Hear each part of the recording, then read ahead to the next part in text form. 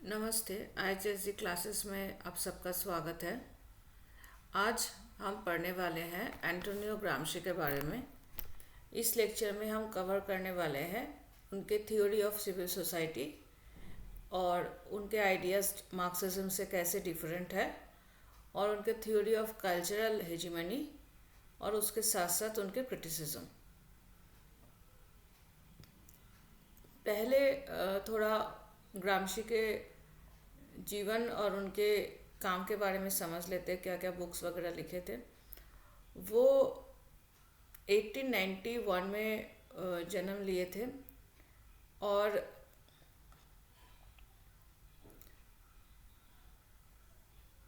उनको new Marxism के founding father बोला जाता है और इटालियन कम्युनिस्ट पार्टी के भी वो फाउंडिंग मेंबर थे और लीडर भी बने थे। अब हम समझते हैं वो जब जन्मे थे तो दुनिया का हाल कैसा था। वो खुद लिख के गए हैं कि कैसा था। उनके भाषा में, the old world is dying and the new world struggles to be born, now is the time of monsters. मतलब पुराना जो पृथ्वी है वो मर रहे हैं और नए जो पृथ्वी है वो स्ट्रगल कर रहा है जन्म लेने के लिए, और अभी मॉन्स्टर्स की समय है। मतलब पुराने जो आइडियाज़ है, वैल्यूज़ है या सिस्टम ऑफ सोसाइटी है जैसे फ्यूडलिज्म, वो ख़त्म हो जा रहा था। मॉडर्निज्म या मॉडर्न सोसाइटी तो शुरू हो गए थे, लेकिन और अच्छी तरीके से जो आइडियाज़ आ रहे थे, न्यू आइडियाज़ आ रहे थे, वो तब तक जब अच्छे से इस्टेब्लिश नहीं हुए थे, जैसे values of liberty, equality, justice, ये सब उतने अच्छे से तब तक सारे वर्ल्ड में इस्टेब्लिश नहीं हुए थे, क्योंकि कॉलोनियलिज्म आधा से ज़्यादा वर्ल्ड में अफेक्टेड था। और उस समय मॉन्स्टर, मतलब जिसको आप डिक्टेटर बोल सकते हैं, उसके टाइम चल रहा था, क्योंकि उनके समय में ही मुसोलिनी फैसिज्म के स्टार्ट कर रहे थे इटली में। और वो मुसोलिनी के बहुत ज़्यादा क्रिटिक थे और फैसिज्म के भी। इसीलिए वो 1922 में रशिया गए और 1923 में वो जूलिया को शादी किए, जो रशियन थे। आप ये देख सकते हैं, ये फ़ोटो है जूलिया का। उनके दो बच्चे थे, लेकिन जो सेकंड उनके बच्चा था उसको वो कभी देख नहीं पाए, क्योंकि उनको 1926 में ही जेल में बंद कर दिया गया था और 1937 तक वो जेल में बंद रहे। उसी जेल में उन्होंने बहुत सारे नोटबुक्स लिखे, जिसको प्रिजन नोटबुक कहा जाता है, और वही नोटबुक के द्वारा हम उनके जो आइडियाज़ हैं वो जान पाते हैं और उनके थ्योरीज हम उसी के द्वारा पढ़ते हैं। वहाँ पे उस समय वो 30 नोटबुक्स लिखे थे। ये मैप आप देख सकते हैं, यहाँ पे आप देख सकते हैं इटली है। इटली के ये एरिया में टूरिन नाम का एक जगह है। एक्चुअली उनका जो कम्युनिज्म मेंटलिटी था वो उसी जगह से शुरू हुआ था। और उस समय रशिया आप देख सकते हैं कितना दूर पे है। तो रशिया का जो रेवोल्यूशन हो रहा था 1917 से शुरू हो गया था वहाँ पर रेवोल्यूशन, उसका इफ़ेक्ट उनके ऊपर भी आ रहा था। और उनको एक्चुअली मार्क्सिज्म से ज़्यादा लेनिन के आइडियाज़ पसंद आ रहे थे, और लेकिन उनको स्टालिन के आइडियाज़ पसंद नहीं आए थे। और इसीलिए उनको क्रिटिसाइज़ किया जाता है कि अगर वो जेल में नहीं जाके अपने इटालियन कम्युनिस्ट पार्टी में भी रहते तो भी उनके जो आइडियाज़ है वो माना नहीं जाता, क्योंकि उनके जो आइडिया है वो मार्क्सिस्ट आइडिया से काफ़ी ज़्यादा हट के हो गया था, मतलब अलग हो गया था। मार्क्सिस्ट आइडिया या कम्युनिस्ट स्टेट का जो एम था या रिवोल्यूशन का जो आइडिया था उससे वो बहुत ज़्यादा हट गए थे। तो इसीलिए जो खुद इटालियन कम्युनिस्ट पार्टी के मेंबर्स हैं वो उनके नोटबुक पढ़ने के बाद यही बोले हैं कि अगर वो ना प्रिजन में जाते और इटली में अगर वो पॉलिटिकल फिगर बन के रह जाते तो भी वो कम्युनिस्ट पार्टी में ज़्यादा दिन टिक नहीं सकते थे, क्योंकि उनके दूसरे जो मेंबर्स है कम्युनिस्ट पार्टी के वो स्टालिन को पसंद कर रहे थे, और वो हार्डकोर कम्युनिस्ट या मार्क्सिस्ट मेन जो आइडिया है उसको पसंद कर रहे थे। लेकिन वो ऐसा नहीं बोल रहे थे। उनके आइडियाज़ हम प्रिजनर्स नोटबुक में बहुत अच्छी तरीके से समझ पाते हैं, और इसीलिए उनके जो आइडिया है वो बाद में जाके कैपिटलिस्ट जो सोसाइटी है वहाँ पे भी बहुत ज़्यादा एक्सेप्टेड हुआ, और उनका जो थ्योरी ऑफ हेजिमनी है वो हम लोग देखते हैं कि इंटरनेशनल रिलेशंस में भी लोग पढ़ रहे हैं अलग तरीके से। खैर, अब पढ़ते हैं कि कैसे उनके जो आइडिया है वो मार्क्सिज्म से चेंज हो जा रहा है। ठीक है,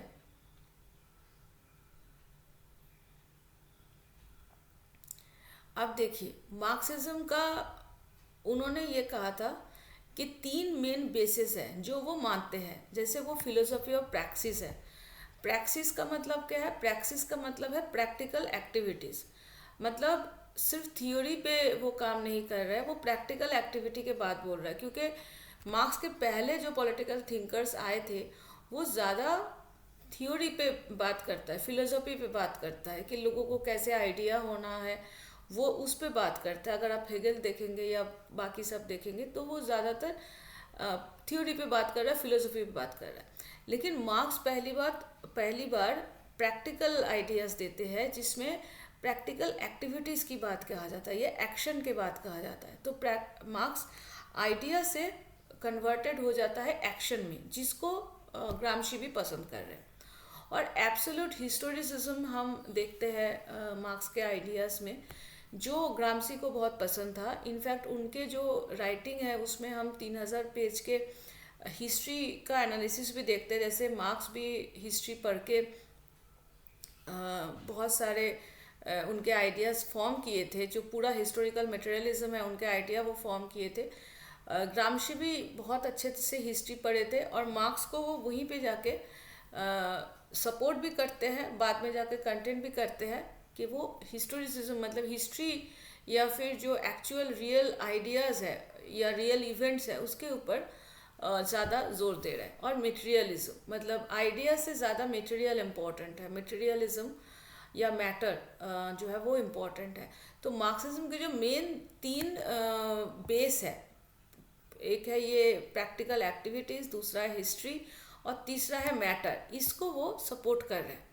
लेकिन जो मार्क्स के जो बेस मेन जो थ्योरी है वहाँ पे वो हट जा रहा है। कैसे हट जा रहा है?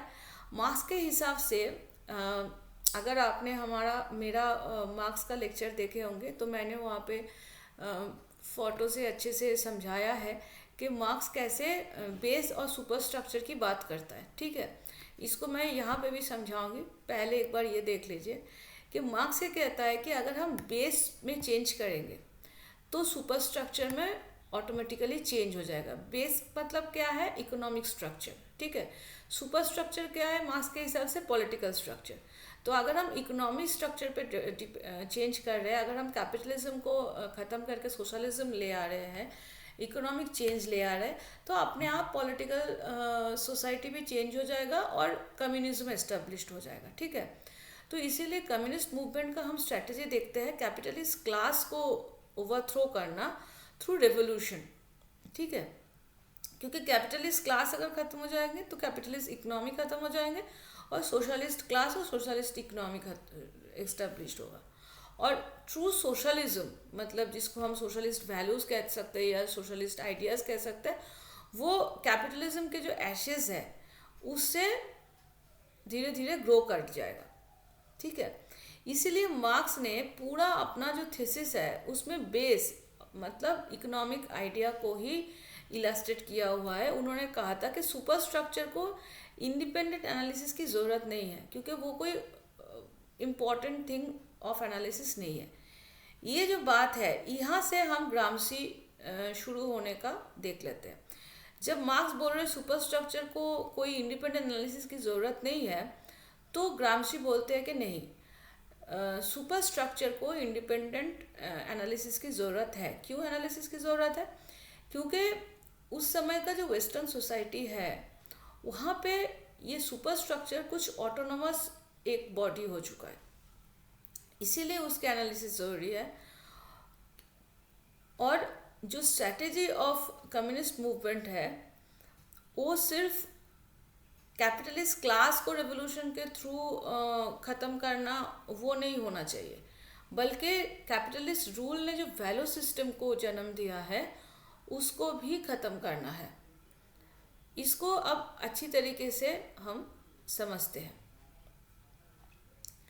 देखिए, ये अगर टोटल वर्ल्ड की सिस्टम है तो उसमें मार्क्स दो डिवाइड करते हैं, एक है बेस और दूसरा है सुपर स्ट्रक्चर। ठीक है, मानिए जैसे घर, मानिए हम अगर एक माले का एक बिल्डिंग बनाने जा रहे हैं तो कैसा बेस होगा, थोड़ा सा मतलब हल्का बेस होगा तो चलेगा। लेकिन मानिए हम एक 25 माले का बिल्डिंग बनाने जा रहे हैं या 30 माले का बिल्डिंग बनाने जा रहे हैं तो उसका बेस बहुत ज़्यादा मजबूत होना चाहिए।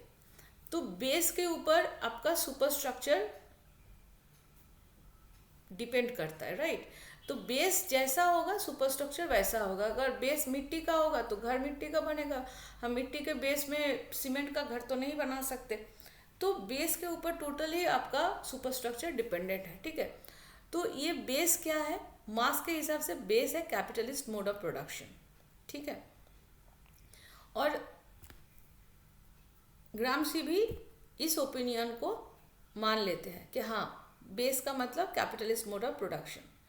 लेकिन सुपर स्ट्रक्चर में जाके ग्रामशी और मार्क्स में अंतर आ जाता है। मार्क्स बोलते हैं कि सुपर स्ट्रक्चर मतलब स्टेट, और कैपिटलिस्ट कंट्री में ये स्टेट का जन्म ही हुआ है कि वो फोर्स के थ्रू आम इंसान को दबा के रख सके, डोमिनेटेड कर सके। इसीलिए डोमिनेंट क्लास हमेशा वर्किंग क्लास को डिपेंडेंट बना के रख देता है थ्रू स्टेट। ठीक है, ग्रामशी बोलता है कि नहीं, ये जो स्ट्रक्चर ऑफ डोमिनेशन की बात है वो मान लेता है कि super structure is a structure of domination. लेकिन स्ट्रक्चर ऑफ डोमिनेशन को वो दो हिस्सों में डिवाइड करता है, एक है सिविल सोसाइटी और दूसरा है पॉलिटिकल सोसाइटी। मार्क्स जो पॉलिटिकल सोसाइटी की बात कहा था वो मान लेते हैं कि हाँ, this is a structure of coercion मतलब फोर्स। लेकिन दूसरा एक पूरा नया चीज़ ग्रामशी बोलते हैं जो मार्क्स नहीं बोला था, that is the theory of civil society. ठीक है, सिविल सोसाइटी को ग्रामशी स्ट्रक्चर ऑफ लेजिटिमेशन कहते हैं या कंसेंट बताते हैं। ये स्ट्रक्चर ऑफ लेजिटिमेशन और कंसेंट मैं आपको नेक्स्ट स्लाइड में और अच्छे तरीके से समझाऊंगी। ठीक है, अभी सिर्फ ये समझ लीजिए कि सुपर स्ट्रक्चर का मतलब है स्ट्रक्चर ऑफ डोमिनेशन, और इसको ग्रामशी ने दो हिस्सों में डिवाइड किया है, एक सिविल सोसाइटी और एक पॉलिटिकल सोसाइटी। ग्रामशी के हिसाब से सिविल सोसाइटी बेस के करीब है। ठीक है, और वो काइंड ऑफ ऑटोनोमस है, और उनका काम ये है कि वो बेस के साथ मिलके, मतलब कैपिटलिस्ट जो क्लास है उसके साथ मिलके वो पॉलिटिकल सोसाइटी को लेजिटिमाइज करे या पॉलिटिकल रूल को लेजिटिमाइज करे या कैपिटलिस्ट वैल्यूज़ को लेजिटिमाइज करे। ठीक है, so that's the importance of civil society. तो इसीलिए ग्रामशी ने कहा कि civil society is very very important. और जैसा मार्क्स कह रहा है कि ऑटोनोमस नहीं है सुपर स्ट्रक्चर, सिविल सोसाइटी की वजह से एक्चुअली ये सुपर स्ट्रक्चर ऑटोनोमस हो जा रहा है। ठीक है, इसको हमने ग्राफ में भी समझाया है, आप देख सकते हैं। सुपर स्ट्रक्चर को स्ट्रक्चर ऑफ डोमिनेशन कह रहे हैं ग्रामशी, जिसको वो दो हिस्सों में डिवाइड कर रहा है, एक है स्ट्रक्चर ऑफ कोएर्सियन और दूसरा है structure of legitimation. Structure of coercion में कौन है, पॉलिटिकल सोसाइटी, जिनके ऑर्गन्स कौन कौन है, गवर्नमेंट, जिसमें पुलिस, जुडिशियरी, प्रिजन्स ये सब आते हैं। वो फोर्स के थ्रू अपना कोएर्सिव पॉलिसी या डोमिनेशन की पॉलिसी मेंटेन करता है। दूसरा कौन है, दूसरा है सोशल स्ट्रक्चर ऑफ लेजिटिमेशन, जिसमें कौन आता है, सिविल सोसाइटी, जिसके कौन कौन ऑर्गन है, फैमिली, स्कूल एंड चर्च। और जिसका मेन बेस क्या है, कंसेंट। वो कंसेंट के थ्रू अपना स्ट्रक्चर ऑफ डोमिनेशन को इस्टेब्लिश कर रहे हैं। अब ये थ्योरी का क्यों ऐसे वो बोल रहे हैं, क्योंकि आप देखिए कि जो कंटेम्प्रेरी, उनके हिसाब से जो कंटेम्प्रेरी वेस्टर्न सोसाइटी था, मानिए वो इंग्लैंड से अपना इलस्ट्रेशन चालू करते हैं। आप देखिए इनका जो ये इटली में ये रहते हैं, तो इटली में ये जो एरिया है, आप देखिए यूरोप का, ये पूरे एरिया में उस समय कैपिटलिज्म नहीं आ रहा था, राइट। रशिया में आ रहा था। अब वो वही बोलते हैं कि रशिया में क्यों आया, क्योंकि मार्क्स के हिसाब से कैपिटलिज्म जब हाईएस्ट पीक में पहुंचेगा तो ऑटोमेटिकली कैपिटलिज्म खत्म हो जाएगा, उसके जगह सोशलिज्म आ जाएगा और कम्युनिस्ट गवर्नमेंट एस्टेब्लिश्ड होगा जहाँ पर प्रोलेटारिएट रेजिम होगा, राइट। लेकिन इंग्लैंड में हम देखते हैं कि बहुत सालों से कैपिटलिज्म चल रहा है और काइंड ऑफ कैपिटलिज्म के पीक में वो पहुंच चुका है। उसके आजू बाजू में जो एरियाज़ है, आप देखिए जर्मनी, फ्रांस, ये सारे जो एरियाज़ हैं यूरोप के, ये सभी जगह पे अगर हम देखें हिस्ट्री में तो या इकोनॉमी में, तो कैपिटलिज्म के पीक में ये लोग पहुंच गए हैं।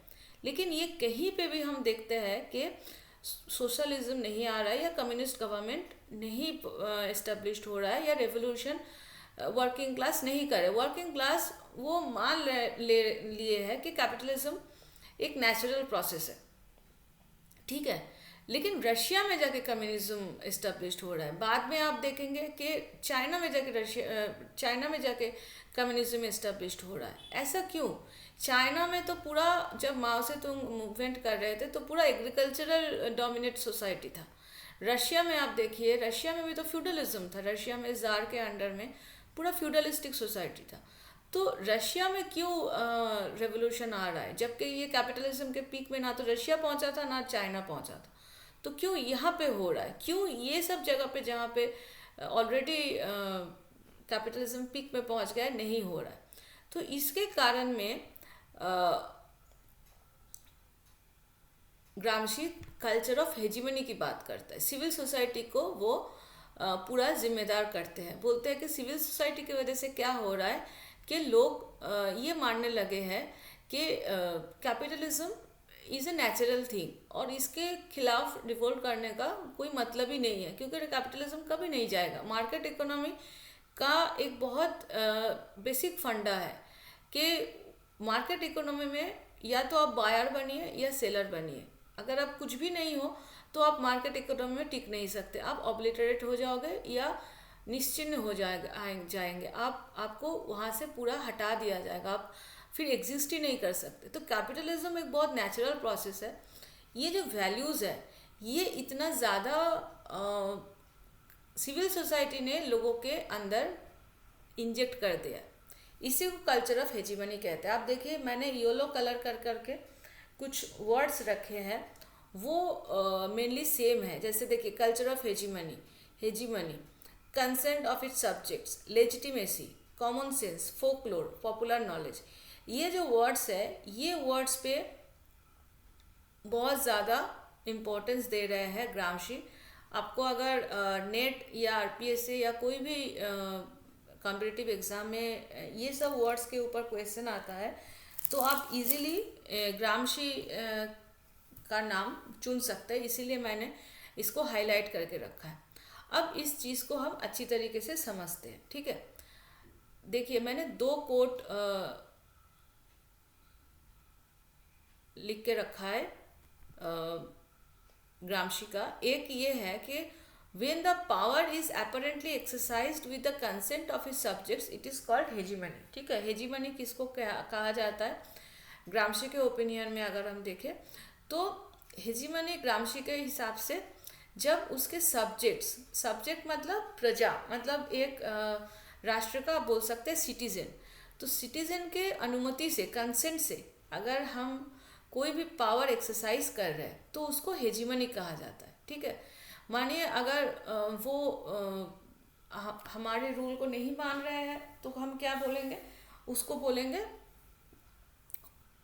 डिक्टेटरशिप, ठीक है। लेकिन डिक्टेटरशिप एक हेजिमनी के लेवल पे चला जाता है जब लोग अपने आप उसको मानने लगता है। जैसे आप मान के चलिए, जैसे मानिए जब आप कोई क्लासरूम में जाते हैं, ठीक है, आप स्टूडेंट हैं, तो टीचर का जो ओपिनियन है आप मानेंगे। आपको, आप अगर टीचर को अपोज कर रहे हैं या टीचर कुछ बोल रहा है, अगर आप बोलेंगे कि नहीं वो आप गलत बोल रहे हो, तो ये आपको सिखाया नहीं जाता है, या फिर आप टीचर को अपोज करके कभी भी अच्छा मार्क्स नहीं पा सकते, राइट।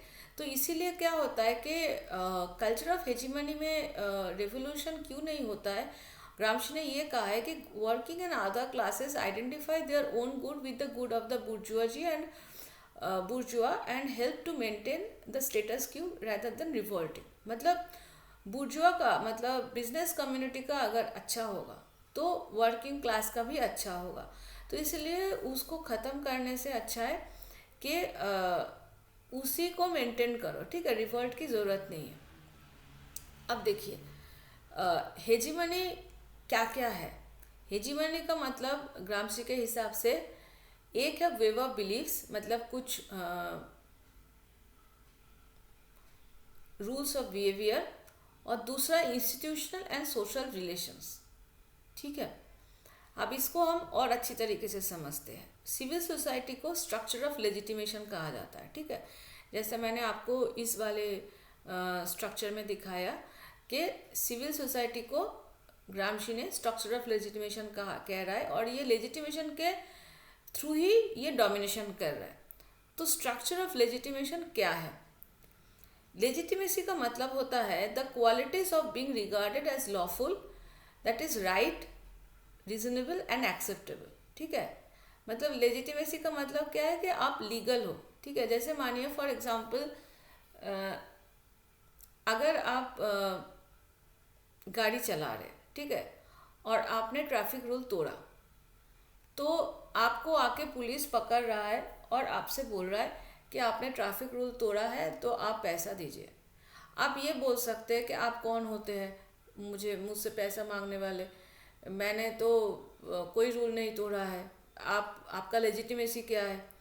तो लेकिन आप ऐसा नहीं कह सकते, क्योंकि आपको ऐसा सिखाया ही गया है कि ट्रैफिक रूल अगर आप तोड़ रहे हैं तो आपको पैसा देना चाहिए। अब ट्रैफिक जो पुलिस है वो पैसा लेके आपको बिल नहीं दे रहा है, वो पैसा आपसे जो चाहे मर्जी मांग रहे हैं, तो लेकिन वो भी एक काइंड ऑफ लेजिटिमाइज हो गया है कि आपको देना पड़ेगा, ठीक है। क्योंकि उसके बगैर आपको नहीं तो वो डराएगा कि आपको जेल भेज देंगे, आपको परेशान करेंगे, तो आपको लगेगा कि यार जेल जाके और ज़्यादा परेशानी है, तो उससे अच्छा है कि उसको तुम पैसा दे के रफा दफा करो। तो that is a kind of legitimate thing, ठीक है। बहुत सारे चीज़ें हैं जो हम लोग स्टेट के बारे में मानते हैं, हम उसको कभी ये नहीं आर्ग्यू करते हैं कि आप ऐसा क्यों कर रहे हो, आप तो ये नहीं कर सकते हो।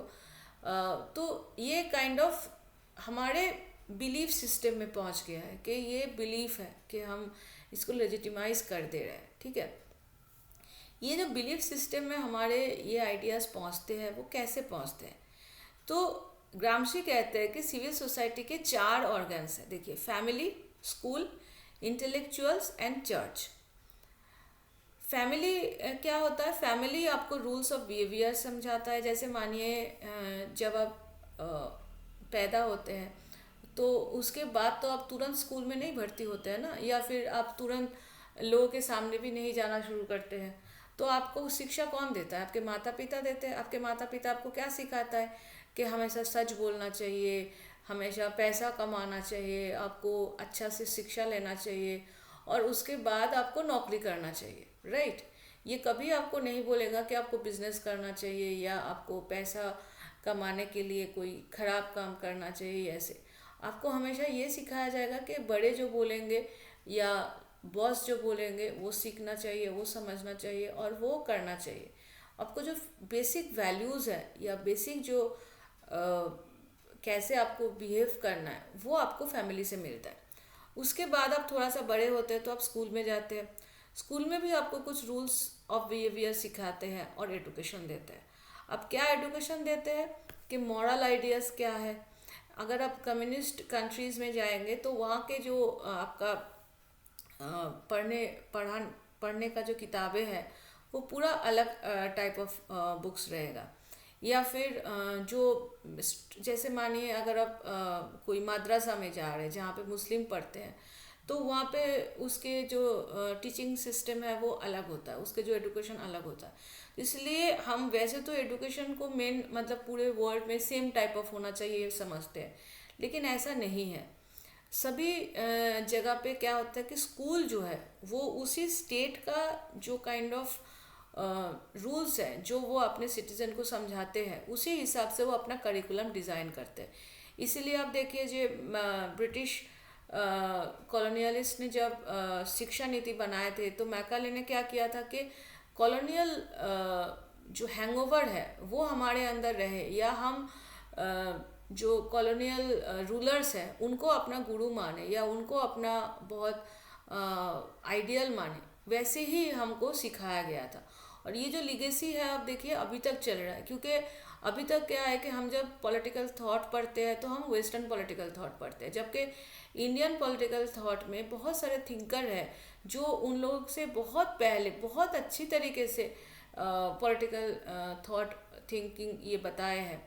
जैसे आप मेकियावेली का प्रिंस देखिए कितने बाद आया था, लेकिन उसके बहुत पहले कौटिल्य ने अर्थशास्त्र में लिखा था कि एक राजा को कैसा होना चाहिए। ऐसे बहुत सारे चीज़ें हैं जो हमारे अंदर भरा गया थ्रू एजुकेशन।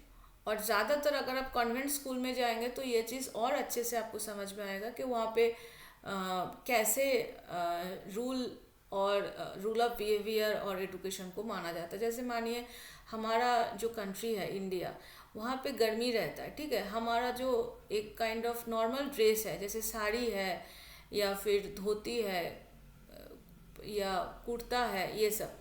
लेकिन अगर आप कोई बड़े जगह पे जा रहे हैं, आज भी आप कहीं पे भी बड़े जगह पे जा रहे हैं तो लोग सूट पैंट पहन के चले जाते हैं, जबकि सूट पैंट हमारा नेशनल ड्रेस नहीं है। हम लोग तो धोती कुर्ता पहनते हैं, हमारा खुद का ड्रेस पैटर्न है। अगर आप बहुत सारे कंट्रीज़ में जाएंगे वहाँ पे आप देखेंगे कि लोग रीजनल जो पोशाक है ड्रेस है वो पहन के वो सारे जगह पे जा रहे हैं। लेकिन हम लोग समझते हैं कि अगर हम कॉलोनियल ड्रेस है उसको पहनेंगे तो हम लोग अच्छा दिखेंगे, हम लोग मॉडर्न दिखेंगे, हम लोग इंटेलेक्चुअल दिखेंगे, हम लोग अच्छे पढ़े लिखे दिखेंगे। ये जो थॉट है ये थॉट हमको सिविल सोसाइटी के थ्रू ब्रिटिशर्स ने अंदर इम्पीच किया था, जिसका माध्यम हुआ था स्कूल या एजुकेशन, ठीक है।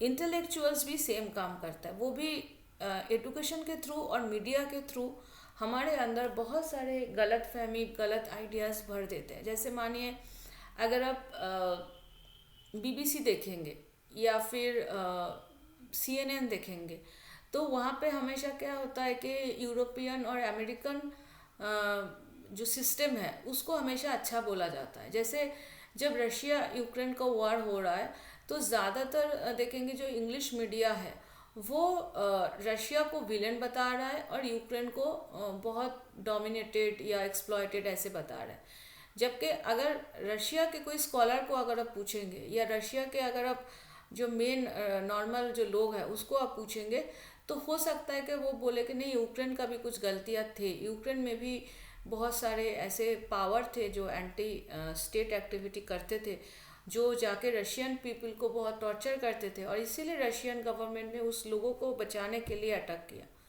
तो हमेशा क्या होता है कि इंटेलेक्चुअल्स जो है वो मीडिया के थ्रू और एजुकेशन के थ्रू हमें बहुत सारे गलतफहमियाँ भर के देते। जैसे इंडिया के बारे में भी आप देखिए कि हमेशा इंडिया को अभी तक जो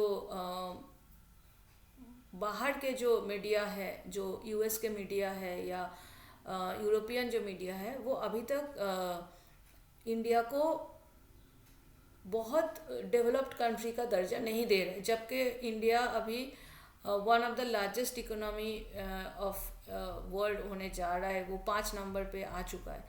लेकिन फिर भी वो नहीं दे रहा है क्योंकि उनको ये लगता है कि इंडिया तो मतलब एक पुअर जगह है। अभी भी आप देखिए बहुत सारे आप अगर इंग्लिश मूवीज़ देखेंगे, हॉलीवुड के मूवीज़ देखेंगे, वहाँ पे इंडिया के पॉवर्टी को बहुत अच्छी तरीके से बढ़ा चढ़ा के दिखाया जाता है ताकि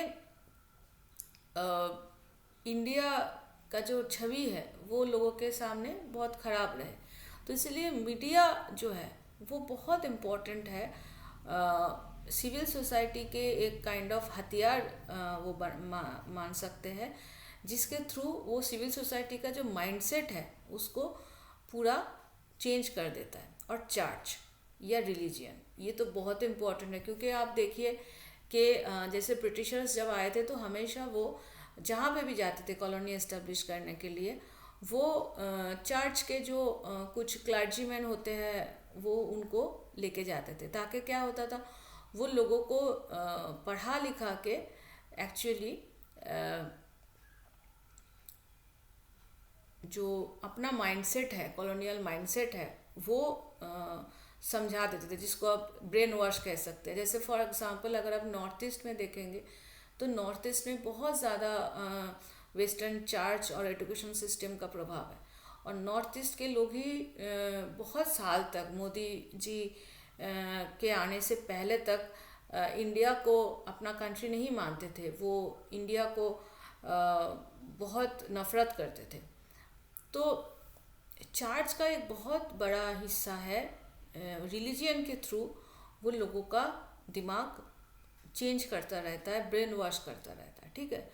तो ये जो चार ऑर्गन है सिविल सोसाइटी का, family, school, intellectual and church, इसके थ्रू वो क्या करते हैं, वो सिटीजन को रूल्स ऑफ द बिहेवियर में फैमिलियराइज करते हैं। मतलब सिटीजन को समझाते हैं कि तुमको कैसे चलना है, उसको सिखाते हैं कि अथॉरिटी या रूलिंग क्लास को कैसे रिस्पेक्ट करना है। वो कैपिटलिस्ट क्लास या बुर्जुआ के रूल को लेजिटिमाइज करते हैं और अथॉरिटी के कोई चैलेंज को वो प्रिवेंट करते हैं। और इसी के थ्रू क्या होता है कि कैपिटलिज्म सभी पार्ट्स ऑफ द सोसाइटी को एक्सेप्टेबल हो जाता है। वर्किंग क्लास भी समझने लगता है कि अगर हम बुर्जुआ को भला करेंगे तो हमारा भला होगा, ठीक है। और इनजस्टिस जो करते हैं बुर्जुआ क्लास या कैपिटलिस्ट क्लास, उसको भी वो इम्प्रेशन ऑफ जस्टिस मानने लगते हैं। आप देखिए जैसे वेस्ट बंगाल में बहुत सारे इंडस्ट्री थे, लेकिन क्या हुआ कि जब कम्युनिस्ट रूल आया, 35 इयर्स ऑफ लेफ्ट रूल, वहाँ पे रहा CPIM का, communist party of India, Marxist branch का। और इसके वजह से क्या हुआ कि पूरा जो इंडस्ट्री है वो ख़त्म हो गया, ठीक है। तो एक्चुअली वो जो हार्डकोर कम्युनिस्ट है वो यही समझते हैं कि इंडस्ट्री को ख़त्म करके सबका रूल, मतलब कोई कैपिटलिस्ट के पास कुछ नहीं रहेगा, प्रॉपर्टी वो स्टेट के पास हो जाएगा, और इसी से क्या हुआ कि इंडस्ट्री पूरा ख़त्म हो जाएगा। लेकिन सिविल सोसाइटी क्या समझाता है कि रिवोल्ट मत करो। अगर तुम रिवोल्ट करके कैपिटलिज्म को ख़त्म कर दे रहे हो, इंडस्ट्री को ख़त्म कर दे रहे हो, तो तुम्हारा भला नहीं होगा। तो तुमको क्या करना है, तुम्हें बुर्जुआ का भला करना है, मतलब तुम्हें काम करना है। जैसे मानिए फॉर एग्जांपल अगर आप कहीं पे जॉब करते हैं, अगर आप जॉब करने जा रहे हैं और जॉब करके आप अगर सोचे कि नहीं हमको जॉब नहीं करना, उसको ख़राब करना है क्योंकि वो हमको तो डोमिनेट कर रहा है, वो हमारा स्किल को खरीद रहा है, हमारा नॉलेज को खरीद रहा है, और हमें उनको बर्बाद करना है, तो एक्चुअली क्या होगा, आप खुद बर्बाद हो जाएंगे, ठीक है। सो this is kind of natural belief या कॉमन सेंस। इसी को ग्रामशी कॉमन सेंस कहते हैं, ठीक है, या फोकलोर कहते हैं। फोक का मतलब क्या होता है, जो आम आदमी है, फोकलोर कहते हैं। और popular knowledge of one time कहते हैं। जैसे मानिए अभी का जो पॉपुलर नॉलेज है वो क्या है, वो यही है कि आर्टिफिशियल इंटेलिजेंस आ चुका है, ठीक है। अगर हम मानेंगे कि आर्टिफिशियल इंटेलिजेंस बहुत ख़राब है और आर्टिफिशियल इंटेलिजेंस जो भी बना रहा है या जो भी उसको यूज़ कर रहा है उसको मार दो, तो एक्चुअली क्या होगा, बहुत सारे प्रॉब्लम होगा, क्योंकि हमारे डे टू डे लाइफ में आर्टिफिशियल इंटेलिजेंस आ चुका है, AI आ चुका है। तो पॉपुलर नॉलेज क्या है, पॉपुलर नॉलेज का मतलब है कि उस समय क्या एग्जिस्टिंग चल रहा है। जैसे फॉर एग्जांपल मानिए आप एक रास्ते से चल रहे हैं, ठीक है। अगर आपको लगे कि नहीं वो रास्ता को, जैसे फॉर एग्जांपल आप वेस्ट बंगाल में ही देख लीजिए, टाटा ने नैनो कार जो है वो वेस्ट बंगाल के सिंगूर एरिया में उसका फैक्ट्री इस्टेब्लिश करना चाहा, ठीक है। और कम्युनिस्ट पार्टी ने क्या किया, उसने लोगों को भड़का के वहाँ का जो कारखाना है वो बंद कर दिया। कॉमन सेंस क्या कहते हैं, आप क्या कहेंगे? ऑब्वियसली वो बर्बाद करना बहुत बेकार था, बहुत एक काइंड ऑफ डिस्ट्रक्शन था, क्योंकि उसके वजह से क्या हुआ, टाटा तो कभी गया ही नहीं बंगाल, और अच्छे जो और जो इंडस्ट्रियलिस्ट है वो भी बंगाल जाने के लिए डर रहा है, क्योंकि टाटा का बहुत पैसा नुकसान हुआ था। तो कॉमन सेंस की तरह वो एक हेजिमोनिक आइडिया अपने दिमाग में डाल देता है इंसानों के, जिससे क्या होता है कि लोग ये समझने लगता है कि कैपिटलिज्म इज़ नेचुरल, वो हम ख़त्म नहीं कर सकते। जैसे मानिए हम अगर सोचेंगे कि सूरज जो है बहुत ज़्यादा किरण दे रहा है, बहुत ज़्यादा तेज है, हमको बहुत गर्मी लग रहा है, सूरज को ख़त्म कर देते हैं, कर पाएंगे? नहीं कर पाएंगे, वो हमारी ताकत, हमारा उतना ताकत है ही नहीं। या फिर बहुत सारे जो नेचुरल चीज़ें हैं वो हम ख़त्म नहीं कर सकते, वो नेचुरल है, ठीक है। तो इसीलिए कैपिटलिज्म को भी सिविल सोसाइटी एक नेचुरल प्रोसेस की तरह लोगों के दिमाग में घुसा दिया है, ताकि लोगों को ये लगता है कि हम कैपिटलिज्म को कभी ख़त्म नहीं कर सकते। So this is the culture of hegemony according to Gramsci. मुझे लगता है आप लोगों को अच्छा लगा होगा। आप अगर मार्क्स के बारे में पढ़ना चाहते हैं, हेगल के बारे में पढ़ना चाहते हैं, तो हमारा वीडियो है, आप देख सकते हैं, क्योंकि मार्क्स के आइडिया पढ़ के अगर आप ग्रामशी पढ़ रहे हैं तो आपको समझने में थोड़ा सुविधा होगा, ठीक है। Thank you for listening. नमस्ते।